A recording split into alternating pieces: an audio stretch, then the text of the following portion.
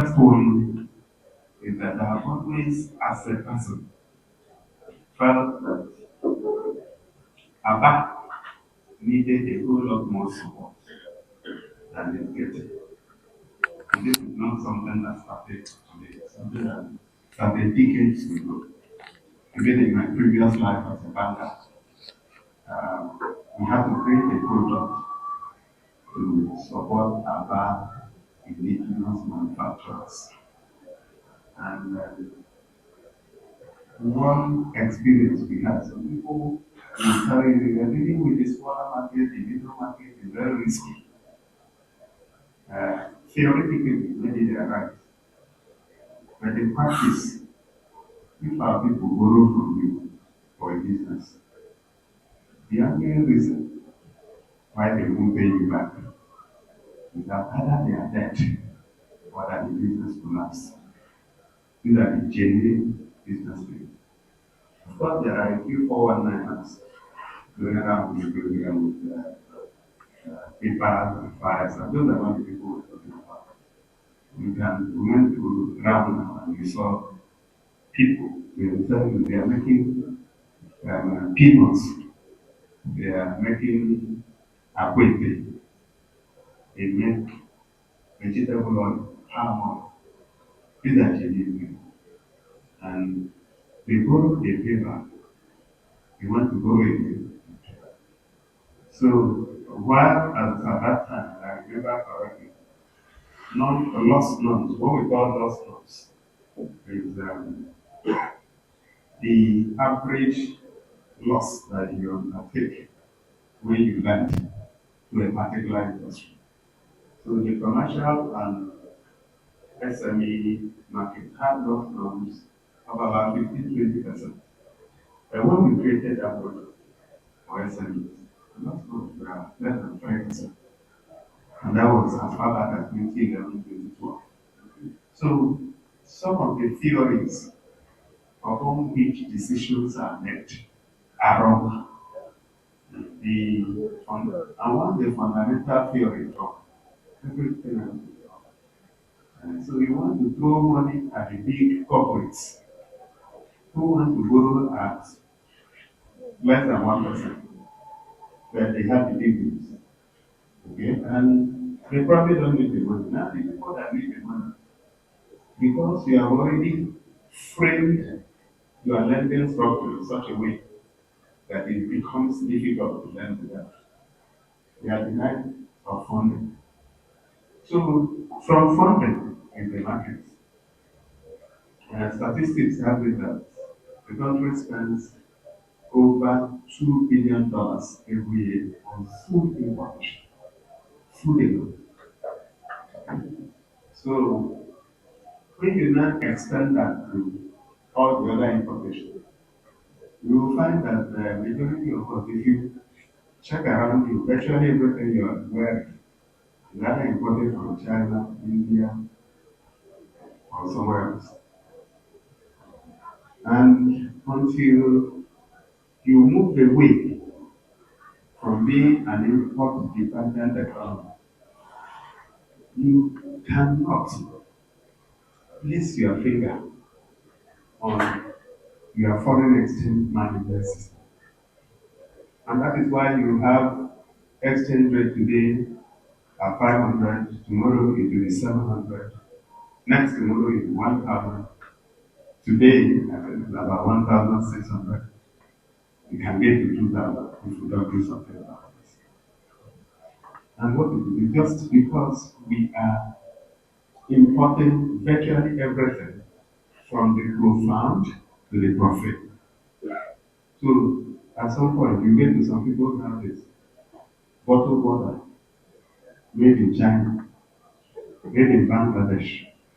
And sometimes it becomes a thing of pride that even paper that we make here, package it somewhere in India and sell back to us.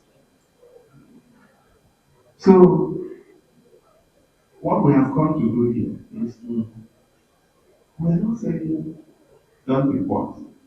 That's not, but then you will tell yourself not to report later. But we are saying There are defenses that we are producing in Aba and Abia, that we can sell them beyond the borders of Aba and Abia. That's even the Nigerian market alone. The whooping 220 million people. That's a large market. Very large. Okay? And then we are looking at beyond the Nigerian market. She quoted the number 1.4 billion people. That's not a joke. And then if you are looking at the rest of the world. So what we have come here to do is to support our people, to structure their production and package and brand their products in such a way that it will be competitive in the international market. That's all.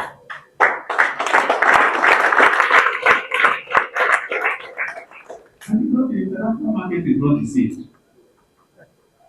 Sometimes I used to, when I used to write, I used to tell our people that a lot of times people will take off and go to Turkey, go to China, uh, Dubai, United States, Europe, looking for foreign investment. The reality is that before you work a place, the people have done their research and they know whether they want to invest in you or not. So you don't even need to go there. So the trick, sometimes a friend of mine said it's another form of a status scam. So you don't need the trick because they know. So even what we are doing today, they know. By the time you finish packaging your product, if it meets the standards, they will buy. So then you yourself will be convinced that you have done enough work to support that product to be sold outside the shop of the store. That's the way the market is structured. And if you cannot compete globally, not even try, because you just wasted time. And history records that there are a lot of countries, including Japan, who developed after the war through export. So I believe that the journey of the 1,000 miles starts with one step, which is what we're doing. So I will challenge our partners to support us. One thing you can take for granted here is that we don't play games, we don't tolerate half measures.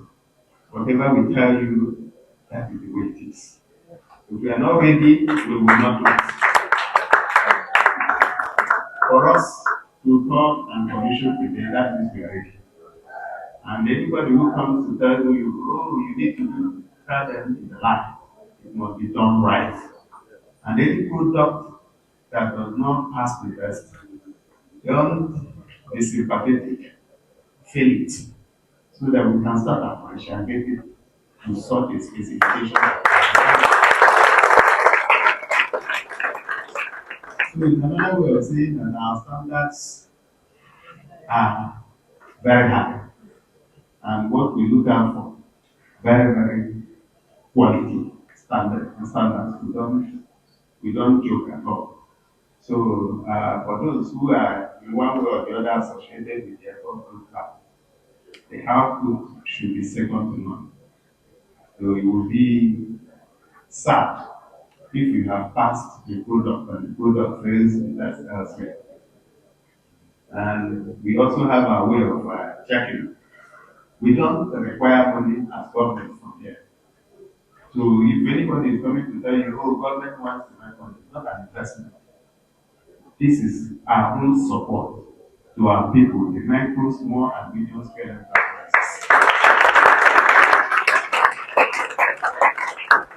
So, Chidi and your team, all the expenses are written off completely, so we don't expect you to return anything to the government. But what we expect is that our people will benefit. Okay? Having said that, distinguished ladies and gentlemen, let me thank the UNDP for signing the MOU today. Very detailed, in fact, going through the details yesterday, I was so glad that you are willing to support us to go through, like I told you earlier, we don't pretend to know what we don't know. We are still learning with a new government. So we need a hand holding. Wherever we are not getting it right, feel free to let us know. And we are willing to learn.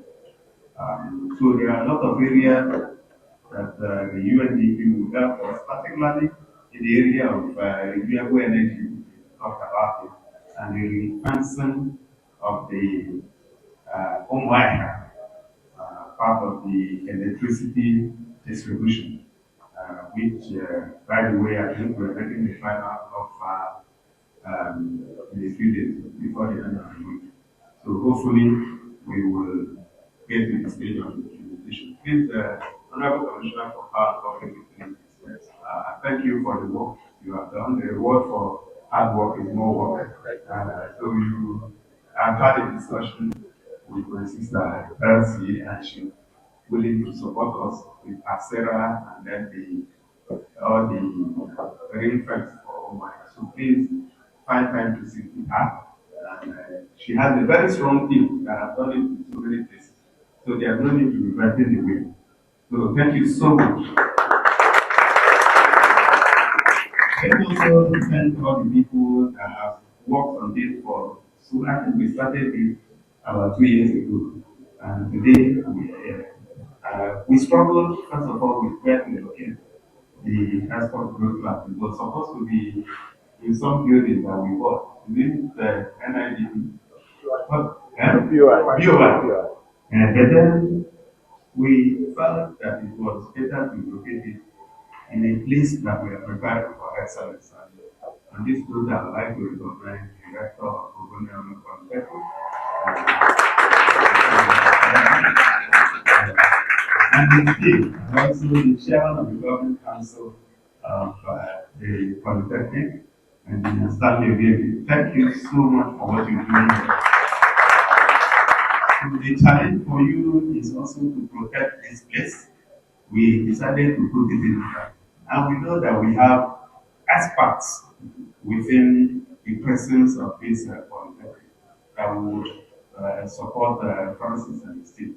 So please, just like you have been supporting us, keep supporting us so that the products that will come out of here that would have been certified, because this is going to be Food and Drug Administration or NAFDAC. So whatever product that has a stamp that this year cannot be turned back anywhere. So those are the qualities and standards of the so distinguished ladies and gentlemen. Let me thank you for being part of this event. And as you go back, I forget what we did. So God bless you. Thank you very much. Welcome you all to this landmark occasion, the official commissioning of the ABBA Export Fruit Lab here in the heart of Nigeria's industrial city. Today marks more than just the opening of a new facility. It is a symbol of vision, belief, and bold action. We gather here not simply to call a ribbon, but to inaugurate a shift in mindset, a shift in ambition, and a shift in how we support the economic engines of our states and our country. The Aba Export Growth Lab is a direct response to a question that has lingered for too long. Why are Aba's products not present on shelves across Africa and the world? Our people are already creating value for decades. Aba has been synonymous with productivity, craftsmanship, and resilience. From exquisitely crafted shoes to precision sewn garments, from leather accessories to protective gear, the ingenuity of Abbas SMEs is not in doubt. What has been missing is a structured pathway to global markets. That pathway is what the ABBA Export Lab is creating today. It is designed to bridge the gap between domestic productivity and international competitiveness. It is a platform where small and growing businesses will gain access to practical export training, tailored market intelligence, packaging and compliance support, financing guidance, and direct connections to buyers across borders. This is not the theory, it is action, deliberate and practical. One can ask why ABBA and why now? But the question should be why not ABBA? With over 250,000 small and medium sized enterprises, ABBA is already producing over 1 million pairs of shoes weekly and contributing over 144 billion annually to Nigeria's GDP. The city's record speaks for itself. But what has been absent is an enabling ecosystem that supports producers to scale beyond local markets, to build brands, and to think and sell globally. That is the void we are feeling today, and the timing could not be more urgent.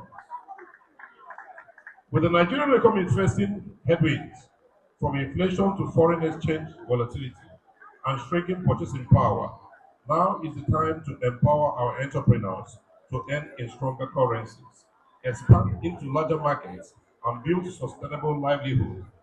Export readiness is no longer a luxury, it is a necessity. The ABBA Export Roadmap will launch with a 6-month pilot, working closely with 20 carefully selected ABBA-based businesses with strong growth potential and strategic market appeal. In parallel, the lab will anchor three strategic focus areas. Apprete cloth, which is the one I'm wearing today, is made in Abia. To denote as a geographical indication, product preserving its heritage while unlocking new commercial value.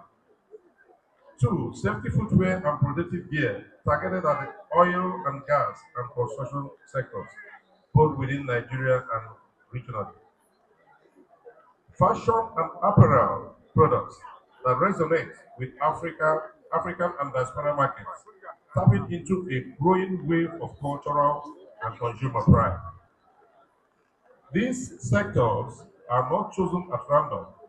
They reflect what ABBA is already known for and where we see significant untapped demand in international markets. The distinguished ladies and gentlemen, let me be clear. The Export Growth Lab is more than a business development facility. It is a living laboratory for policy and systems improvement. Government ministries, departments, and agencies will be active participants, learning in real time, testing export policy ideas, refining support mechanisms, and using the labs, data, and experiences to shape smarter intervention. This is a governance. This is governance by listening, by doing, and by learning alongside the very businesses we seek to support. Our implementation partner, Trans-Saharan, brings deep expertise in export development and enterprise support, and we are grateful for their collaboration and commitment. By the end of this pilot phase, we expect to have 20 businesses ready to export sustainably, a pool of entrepreneurs confident in navigating international markets, new trade connections established with buyers across Africa and beyond, actionable insights to refine government export support. But more than any numbers, success will be when local businesses begin to fit that total markets are no longer out of their reach, but they are within grasp. a call to action. Distinguished ladies and gentlemen, commissioning is not the end. It is just the beginning. We invite the private sector, trade associations, financial institutions, donor partners, and our diaspora network to join us. The Export Growth Lab is designed for collaboration, and we believe it will thrive through partnerships that bring capital, expertise, networks, and belief. Let us collectively turn Abbas' reputation from local to global success story. Let us support our entrepreneurs not with words, but with the systems they need to rise. Let us make Abba not just the pride of Africa or the pride of Abia, but the gateway of made in Nigeria to the world. Thank you all and God bless you.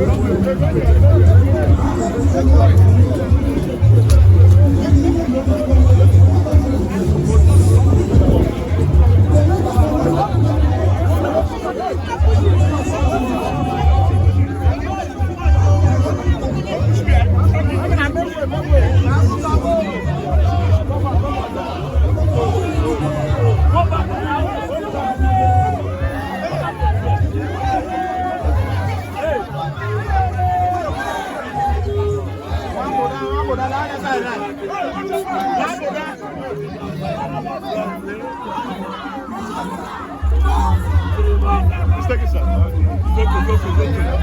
Go now. Come.